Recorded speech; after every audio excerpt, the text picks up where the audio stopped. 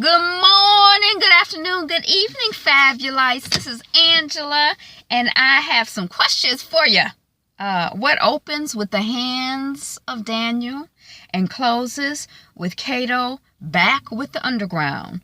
But we don't know. We know he's not a donor, but is he a recipient or a traitor? If you guess Underground Season 2, Episode 8, Auld Acquaintance, like Auld Lang Syne, you're correct. And I'm doing a review and a recap. Stick around if you're interested in hearing my thoughts and all of that stuff on the episode. Like, comment, subscribe, and thank you for coming or coming back. All right. So I have it broken down into groups of situations. Because, again, this episode, like the last episode, we don't have hardly any crossover. So I'm just going to start with where my notes start. And I did do some cutting and pasting, but nothing in depth. But we start with Ernestine in August. And that's where we ended the last episode. So isn't that a fitting place to begin? Yes. All right. So we got Steen and August and Smoke. I found out from research that guy, the other guy in the boat, is named Smoke. And that's the guy that Putrid Cannon has primarily been dealing with on the show, I believe. Although I've heard that she was like very, involved with a lot of different people in real life. But this character, I think that's her main man. But they're in the middle of the water in a small boat. It's basically enough room for the three of them, maybe one extra person. August is rowing. The guy, Smoke, is saying it would be faster if we were on land. We're sitting ducks. And that sort of harkens back to, Floating Coffin?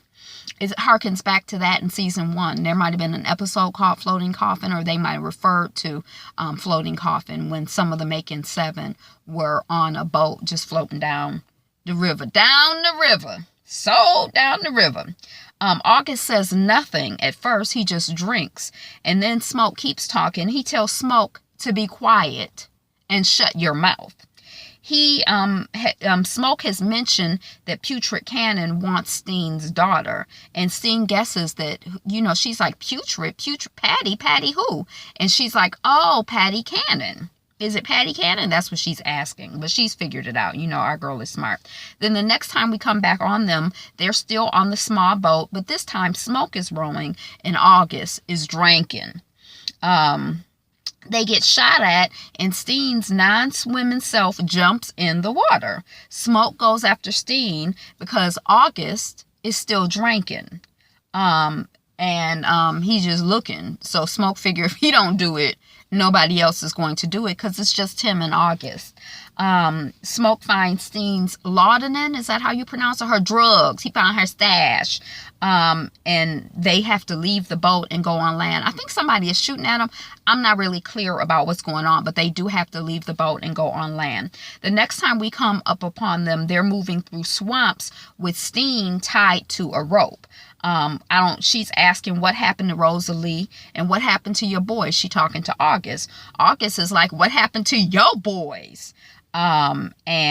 Smoke realizes that Steen has been leaving a trail, like a breadcrumb trail behind, but it's pieces of cloth. I think it's pieces of cloth, trail behind. But what he didn't realize is that August had been collecting her cloth trail, like August's bag. I don't know what that means.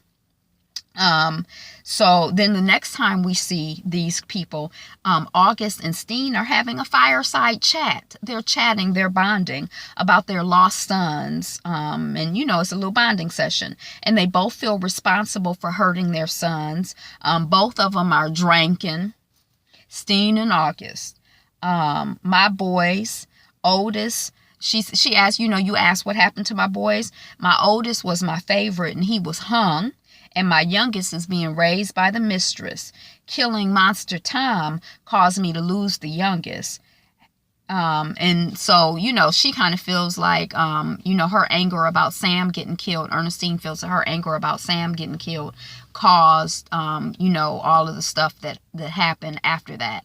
After Tom after she killed Tom, made it look like a suicide, and then she got sold away. And then what's her face, Susanna, is like, well, I'm gonna take him in the house and I'm gonna raise him like my own, and he gonna love me because my kids love you, and that's gonna be my revenge. But I was wondering, because we were talking about it before we knew what was going on with James, I'm like, Susanna could have said anything just to stress Ernestine out, and then she could have treated James like shit. There was nobody to witness it necessarily, so why didn't she just invest her energy and her love and her own children? I mean, I'm just saying, I'm wondering, why would I get revenge on somebody who ain't even there, who can't even witness the revenge, when I could just love my own children? And then August says, I had your daughter. I could have walked away, but I was greedy and I wanted the blacksmith and the driver. That's Noah and Cato. And I took my eyes off of my son and he got hurt. So he's taking responsibility for, what happened with his son. We still don't know if he's hurt or dead. Although when I look on IMDb or whatever it is, I don't see that little boy showing up anymore. Maybe he shows up later as an older person. The next time we see it, it's the middle of the night, this group. Steen is moaning. I don't know if she's moaning with withdrawals or if her stomach is hurt because she needs to make a bowel movement. I'm not quite sure what's going on. But Smoke sees Steen getting up. And she says, I gotta go use the bathroom unless you want me to go here. And he says, it's too foggy. Smoke says, it's too foggy to see you. And Ernestine says, well, it's a good thing you got me tied up. And so, she walks off. The first time he tugs the rope, Steen grunts, and he can feel that give back. And then Smoke takes a drink from the bottle of alcohol from August's hand, and he takes a drink. And then the next time he tugs the rope is totally different because Steen has tied the rope to a tree and she's gone on about her business. But Smoke catches up with Ernestine and they fight. And then August comes and August throat stabs and chest shoots Smoke. August gives Steen her laudanum to dull the pain as he relocates her arm that got dislocated by Smoke. Or did he fix her arm so she had a harder time running? At first I thought he was relocating her arm, but then I was like, well, maybe he was dislocating it to make it harder for her to get away. I don't know. The next time we see him, Steen is waking up. She's back. They're back on the small boat and August is rowing. And she says, we're headed south. Okay, so that's all we got with them. Then the next thing we got is Elizabeth and the boarding house crew.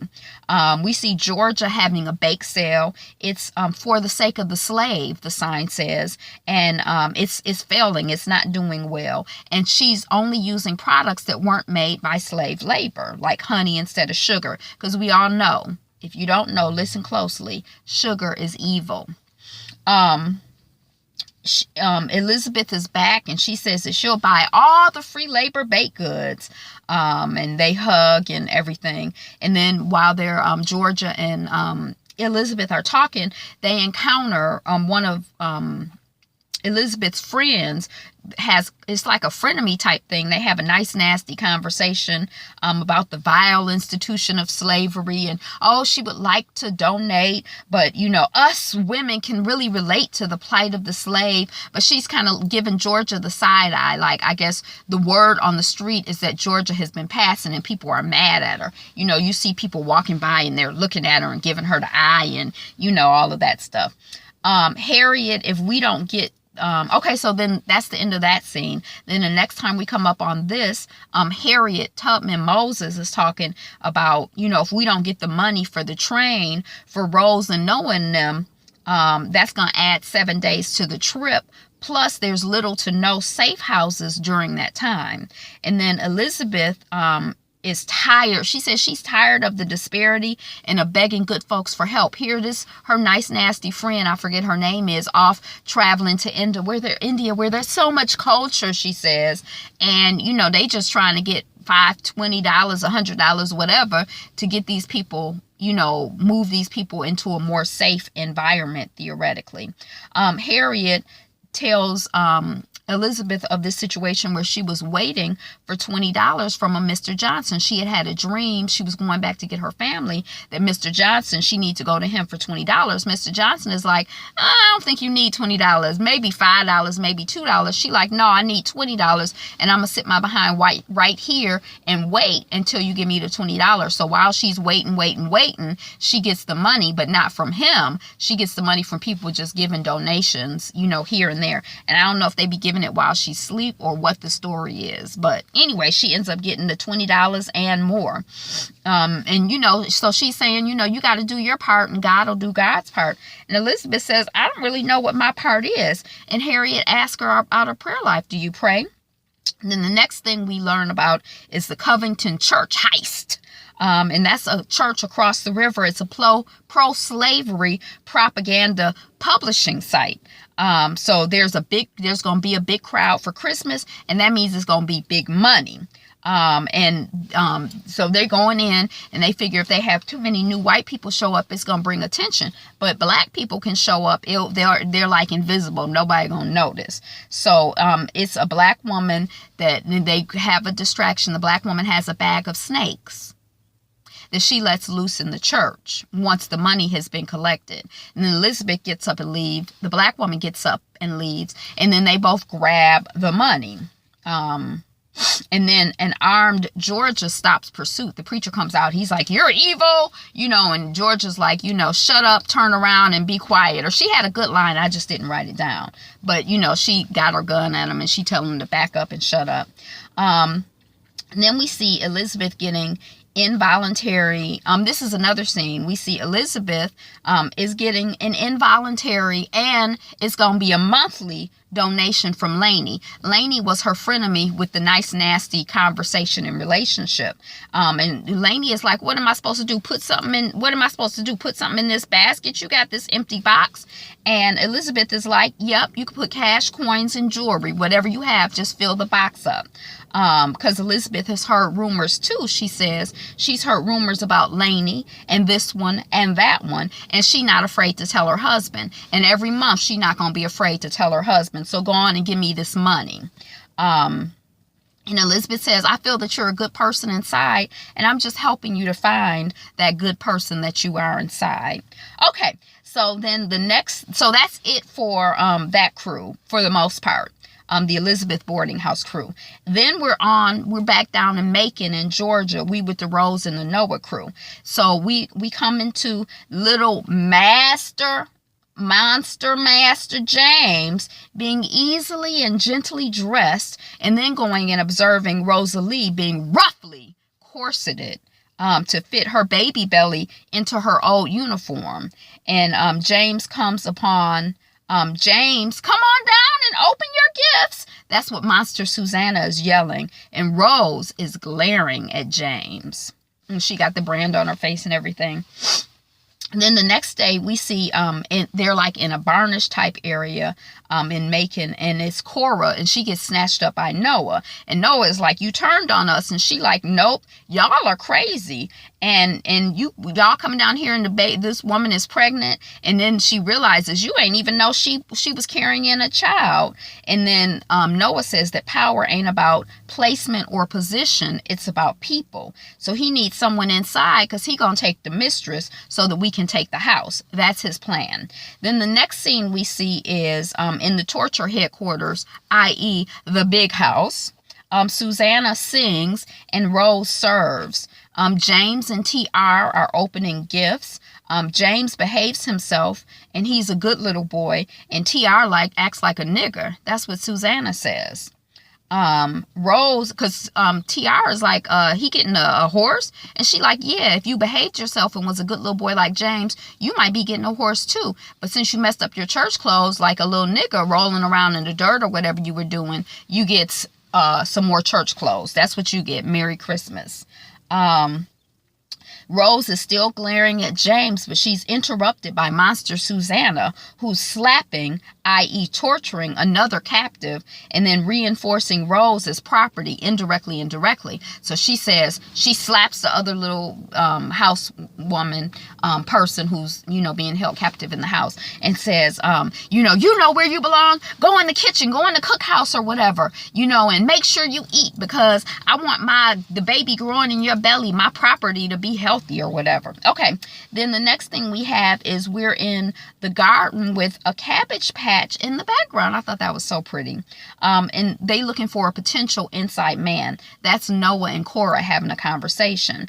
And these are the most exceptional Negroes who have been invited into the big house, and as the monster's tradition. Monster Tom had this tradition, so they've continued that tradition. Invited into the big house, i.e. the torture chamber. Who can you trust? You can't even trust your family. That's what Cora says. So they go through and they're looking at the different people. It's about 5 or 7 people, mostly men, but it might be 1 woman in the mix, maybe 2 women. And they give everybody's resume, who they are and what they're good for, and whether you should trust them or not trust them, or what you know about them or don't know about them. So that's the end of that scene. Then we see James with a horse, and he meets Noah officially. Noah kind of pops up from behind, and Noah says, you're going to be an uncle, and we're family now. And Rose risked her baby for you because you're family. And James says, Miss Susanna been taking care of me. And then Noah says, Susanna put Bill on you to lash you when Rose took those lashes for you. You remember that? I protect mine, and that's what Rose is doing too. And James says, well, why ain't you protect Rose when she was getting them lashes? And Noah says, I'm going to get them back. And then he asks him, are you part of this family or not? That's what you got to decide, little boy James. Okay, so then the next scene, we see Rose cleaning in the office or in a room. And TR comes in. What you doing? Mom said you're supposed to be getting wine in the wine cellar. And Rosalie, she said whiskey. And it's probably in here. It was our father's favorite. And TR calls Hattie because he's mad that she said that, and he wants to abuse Hattie. And Rosalie stops him. And then he's like, I should beat you for touching me. And then James comes in and he stops TR from getting Rose, getting that Rose with the threat of calling their mammy Monster Susanna. And then, TR leaves and it's just Rose and James in the room. And James says, why you come here? Sam got killed for running. You the problem before you. And since I am fine and happy, Sam and Mama gone is your fault, James says. And then Noah, he tells her that Noah is going to be coming for you, but tell him I decided that this is my family now. So James feels that he's part of that family, that, that's his family and that's where he wants to stay. The next thing we see is Noah. He's awaiting Bill in Bill's little spot in his house. And they fight. And then Noah chokes Bill with a whip.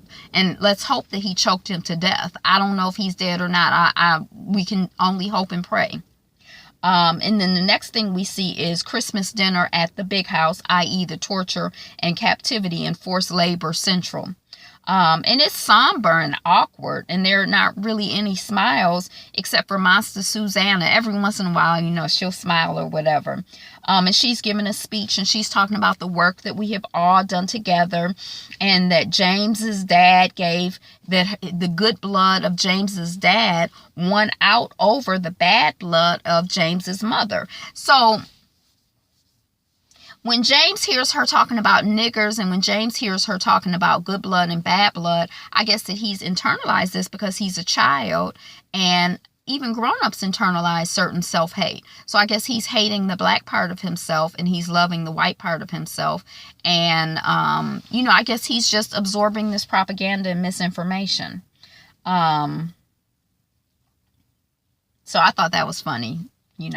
Okay, so then we're trying to figure out who the inside man is. And as soon as they said that, I'm like, ain't none of them the inside man, or else they're all the inside man. But none of them are the inside man. Noah is the outside man, and he comes into dinner with a gun, and he holds it to Monster Susanna's head.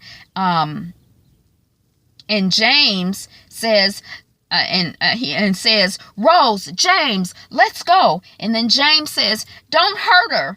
And that's before Rosalie knocks James in the head. And then Cora pulls up in a buggy. They run out and they're almost about to leave. And Rosalie is like, hold on a second. And she grabs a lantern. And then TR comes out on the porch with a gun. And he says, let my mother go. Let my people go. And then Noah shoots TR in the knee. And then TR has shot Monster Susanna in her shoulder. And then Susanna, after everybody figures out where they got shot and who's okay and who's not okay or whatever, she says, no matter where you go, my catchers will find you and drag you back here. Yes. And then Rosalie takes the lantern and she throws it in the house. And she said, well, it won't be no here to come back to. And she filled it with gas when she was supposedly cleaning and dusting. When TR confronted her, she was turning on, I don't know if they have, what they had hardwired, but something that was flammable she had turned on. So when she threw the lantern in the house, there was an explosion, and then there were several other explosions. So as these explosions are happening, the monster Susanna is screaming, and the house is burning up. So then the last section is Cato. So we see Cato and Putrid Cannon, and I'm trying to figure out, why is Cato still with Putrid? Does he have an end game? Does he have a plan? Or is he just like what's-her-face said, a bad man? Or is it both? Is he a bad man with an end game and a plan? I don't know. Didn't think about that. And Cato is using the writer's unflattering notes to play on Putrid Cannon's ego. Cato advises Cannon to forget the court, like little people like the Black Rose, and to go after the Queen Moses herself, so that she'll be your footnote instead of you being her footnote. And she says, if only I had a map. And he says, you want a map up the Underground Railroad? I know a song. You want to hear it? And that's what this happened at the beginning of the episode. And he sang the song that used to, basically for almost every episode in season 1, there was a song that was the opening song. And he was singing that song. And it was really nice to hear it in Cato's voice. I've been there. I don't know how to sing it. Don't listen. I don't even know how the song goes. Y'all, I'm supposed to be inside in costume. And then the next time we see Cato is Georgia says, we got some jumpy cargo at the boarding house, and he's been through a lot. That's what Georgia says. I think he's been through a lot. And then she says he saw the lantern, but she sent him through the tunnel. And then Georgia and Elizabeth, come to greet this new cargo, this new escapee on the Underground Railroad, and it's Cato! So, y'all, that's it for this episode. We only got two more episodes left. It's so sad. I wanted to just go on forever. But thank you for listening. What was your favorite part? Who's your favorite character? Do you trust Cato or not? That's a well-written character, because I hate him and love him and hate him at the same time. I know what his role is. That's what we're supposed to do. Anyway, you, be fabulous, you, and have a wonderful day.